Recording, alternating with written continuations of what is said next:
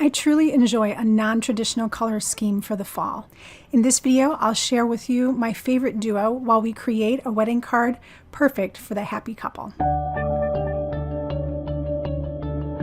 I love pulling out jewel tones for the fall season. So one of my favorite combinations is a color like peony and a blue color like Mountain Lake. I like to add in a little bit of gold, and this time I opted for the delicate champagne color. But first I wanted to make sure that my colors would blend okay. So I pulled out my waffle flower color combos and I stamped out the little trio here so I could work on some color blending and make sure that these two colors worked well together, and they certainly did. So this is the card we're going to create, and it is a beautiful blend from that peony to Mountain Lake, and then I've got a gorgeous wedding cake to emboss on some vellum so that way none of that blending goes to waste. So let's get started. My first step is to work out this blend. Now I could go at an angle like I did with the sample card, or I could go from top to bottom. Either way works really nice. The angle is kind of a more progressive look, a little bit more modern, so I think I'll stick with that angle. And the first thing I'm going to do is just basically fill in half of this card with the Mountain Lake color. Now I am going to have to kind of go back and forth a little bit in the center here to get my blend just perfect.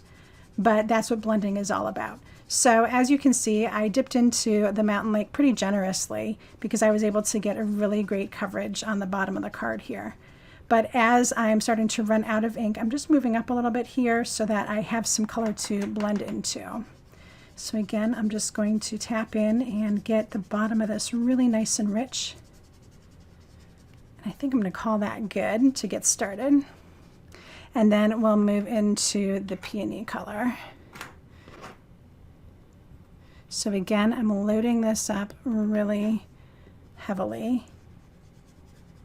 And I don't want to blend my colors right away. I want to get down the two individual colors first so that I can then focus on the blend. And when I get cross-contamination on my blending foams here, it doesn't matter.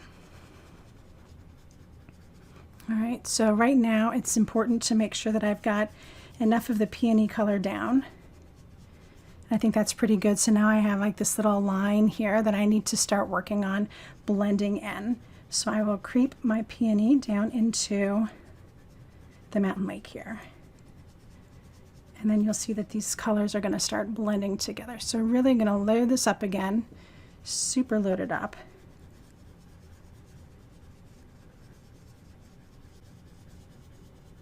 And start working on this little line that I have going on in between the two colors. So at this point I am starting to get some contamination on my sponge dauber, but that's okay because I'm working in this blended area.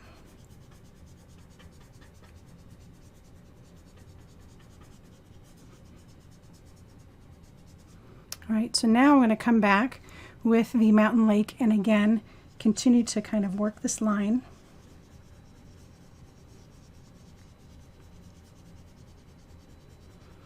And I want these two colors to blend together for sure, so I get that really nice shade of purple in between.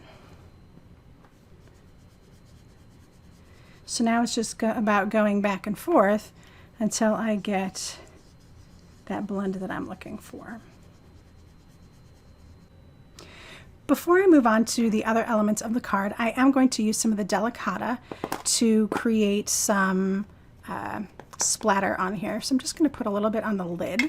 So this works really well if you don't have a block or a palette or anything around. I'm going to mix that with some water. This is a water soluble ink. And just really get it up on my brush there and add some spattering to the card front. This is also going to help break up some of the blending and let your eye get drawn to other parts of the card more easily. So now I can set this aside to dry and we can work on the rest of the card.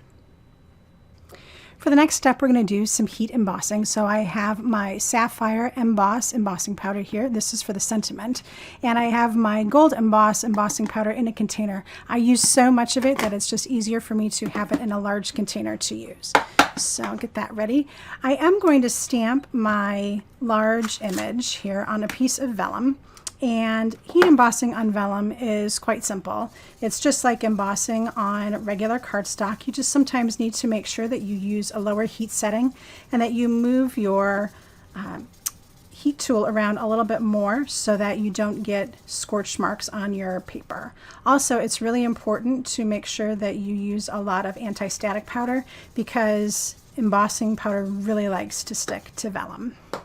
All right, so instead of using a traditional embossing ink, I'm going to use that same Delicata ink. Because it's a pigment ink, it is slow drying and it will allow the embossing powder to stick right to it. And this way I can really see the image and make sure that I have everything stamped just the way I want it before I go ahead and add my embossing powder. All right, so I can check out my image here and it looks pretty good. So now I'm going to go ahead and put it in with my embossing powder.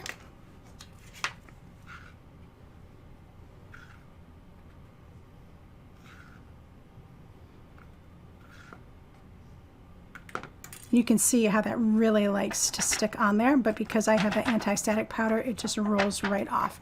And now this is ready to be heat set. All right, so my piece is now all heat set and cut out, and I added on some glue dots on the back in places where it will not show through because it's right on top of some of those embossed lines. So I'm going to go ahead and add this to my card base now because I want to make sure that I put my sentiment exactly where I want it to go, that it's not going to run into this particular element. So in the sample, I used the Mazel Tov sentiment, but if you prefer, you could use any of these other sentiments. I'm going to grab the Mr. and Mrs. this time and pop it down below here. So this is a better place for it to fit. It doesn't really fit up towards the top, and that's okay. So just pop that in place. Grab it with my lid here, and then I'm going to use that Delicata again, but remember, you need to use your anti-static powder even on regular cardstock, and especially because this has ink on it. So because this may still be a little bit on the wet side, I definitely want to put down a lot of anti-static powder again. And I'll grab my Delicata and stamp this up. And we're going to emboss this in sapphire. And I don't mind that I've used the Delicata in a different color because you're never going to see that. So I've got that embossed on here. And let's see how that works with the sapphire powder. So right now I've got a coffee filter and I've got my embossed powder. Now when I'm using it from the bag, I really like that the bag will stand up on its own. So it stands up, and then I can just go ahead and make a little spout and pour it in a very targeted way just over the sentiment there. And I don't mind that I've used a whole bunch because I'm just going to tap it off now. And then I can go ahead and heat set that, and I see that I missed a little spot here. So that can be heat set now. And then the rest of this just gets folded right back and put right back into the pouch. So there's no waste and no mess. You don't have to try to get into a little circular container. I've got a nice wide mouth for that to go into, and then it just seals up and it's ready for my next use.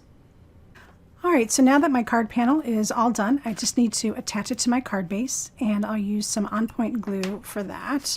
On-point glue is a great all-purpose glue.